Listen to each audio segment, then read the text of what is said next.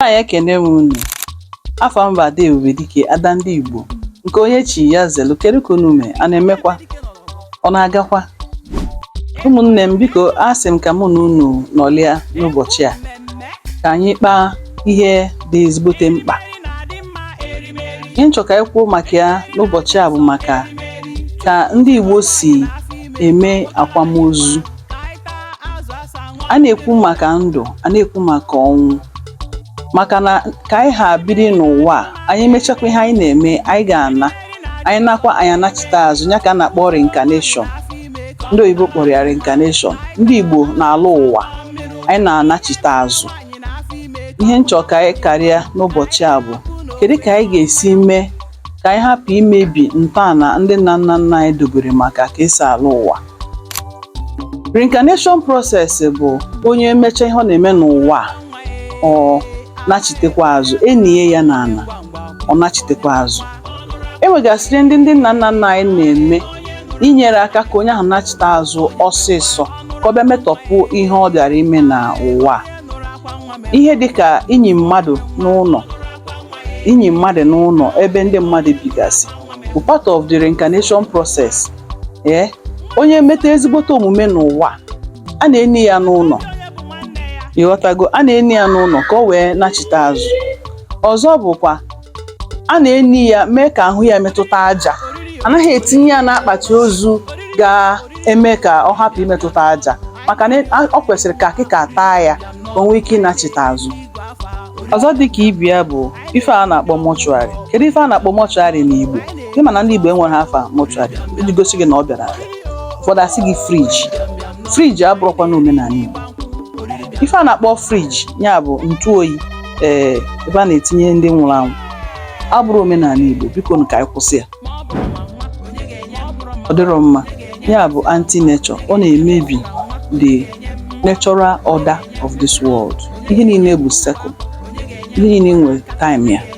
Mkpụrụ osisi nwere time ya, mmadụ nwere time ya. A ga-amụ nwa, nwa ahụ ga-etochakwa mechie ọ na-eme n'ụwa anwụ. Ya biko ka anyị kwụsị itinye ndị be anyị na mọchụarị, ọ bụghị omenala Igbo. Gịnị ka a na-eme na mọchụarị? O nwere ife a na-akpọ embalmment. Embalmment ahụ bụ a ga-ewe formaldehyde tesisi onye a n'ahụ. Formaldehyde bụ kemikal eji preserve ihe arụ mmadụ.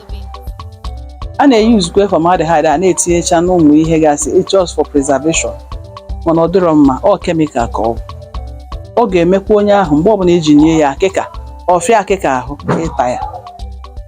Ọzọ bụkwa na a na-emepe, ụfọdụ na-emepe on request according to them. Mmadụ a na-emepekwa afọ mmadụ, kposisie mgbịlịma afịa otu esi ekpo nke ọkụkọ, ofusie ya wufuo.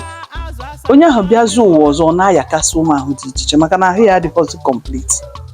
Ifugi ya, biko ka anyị kwụsị na ụmụ ihe anyị na-eme. Onye nwụọ si nie ya within 3 days, enyi gị ya enyi ya, ihe ị ga-emedebere onye ahụ mee ka ahụ ya metụta aja, maka na aja ka anyị bụ. O nwere ihe onyonyo nke mere na-akọwara unu na anyị bụ aja ka anyị bụ. Ihe ị ga-emedebere onye nwụrụ anwụ bụ ka ahụ ya metụta aja ka ọ naruo n'udo.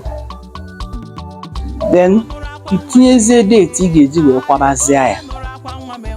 Ọ bụrụ na ị nwere ego ịkwa ya mgbe ahụ, ma ọ bụ mebi na ụmụ ya pere mpe, mgbe ọ bụla ụmụ ya jitụta akwa ya, o nwere ihe o mee.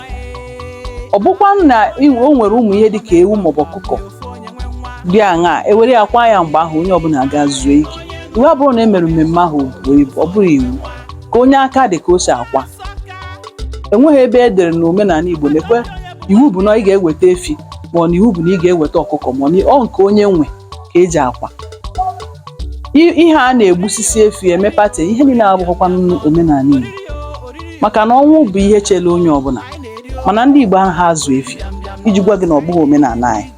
Ọ bụrụ na efi bụ omenala Igbo, anyị ga-ncha niile ga na-azụ efi, onye ọbụla ga-enwe ya na bịa. Ifugi ya na ihe a bụ ihe a mụtachara amụta. Biko na ụmụnne m, nke mọchụarị anụnwa ka anyị ka na-ekwu okwu ya. Ije na mọchụarị fụchi ozu ndị mmadụ dị ebe a for 12 years, 10 years, 11 years. Efu ndị tọgbọ ebe ahụ, atọgbọ parents ha ebe ahụ ma ụmụnne ha ebe ahụ, na-eche mgbe eji nweta ego e ga-ejikwa ya. Ọ dịrọkwanụ mma ụmụnne. Biko ka anyị kwụsị na idonye ndị be anyị na mọchụarị na ọ dịrọ mma. Ọzọ bụ kedu ihe mere eji etufu mmadụ n'ajọ ọfịa ma ọ nwụọ? mgbe ochie. Onye nwụrụ anwụ mere ihe ọjọọ a na-etufu ya n'ajọ ọhịa. Ọ bụrụ na obodo gbara ya ụchụ tụfịakwa ihe onye ahụ na-eme adịrọ ma ọ na onye ahụ bụ ogbu mmadụ ma ọ na-eme ihe ọjọọ, ndị obodo na-etufu ya n'ajọ ọhịa ka ọ hapụ reincarnate back into that family. Ya ka eji etufu ha, tụtee ya aka ka ọ hapụ ịnachite azụ. Mana ọ bụrụ onye ịfụnanya, ọ bụrụ onye aka ya dị ọcha, ọ bụrụ onye na-eme ezigbo omume, a na-eni ya n'ime ụlọ, nye ya nso ebe ndị ya na ndị mmadụ ga na-anọ. Ya bụ na ọ bịakwa onye nwere mụrụ nwa na famili anyị na-anụ na onye a nachitekwara azụ. Mgbe Igbo bụ Igbo, ọ na-aba mụọ nwa sị ọnne onye a bịa ka nna ya bịa, maka na anyị na-alụ ụwa. Mana ihe ndị be anyị na-emezi kịta bụ anyị jizi aka anyị emebizi ọlụlụ ụwa anyị, anyị jizi aka anyị emebichezi ya maka na anyị na-eme maka ka anyị wee kwa onye ahụ, ka anyị wee kwachasịa ya befitin. O nwere ihe dị ka befitin bere. Sinsi njipụta ụwa, nwere onye akwacha ya ma otete ha ncha niile anwụgo. Ọsọ gị gaa gị mee burial for 1 year, ọsọ gị mee party for 1 year, onye ahụ ama ntete, onye nwụrụ anwụ. So enwere ihe dị ka befitting burial. You're just wasting your money. Ifugia, ọ bụrụ na ị chọrọ ịkwanyere onye ahụ ugwu, kịta ọ dị ndụ, ị ga na-akwanyere ya ugwu. Onwe ihe ị chọrọ imere onye ọbụla, meere ya mgbe ọ dị ndụ. O nwere onye ịfụnanya, nete ya anya mgbe ọ dị ndụ, ọ bụrụ mgbe ọ nwụrụ anwụ. O nwere ihe ọma ị chọrọ imere mmadụ, meere ya mgbe ọ dị ndụ, biko. Ọ bụrụ mgbe ọ nwụrụ anwụ. Ihe ọ bụla ị na-emere onye nwụrụ anwụ bụ n'efu, onwe gị ka ị na-emere.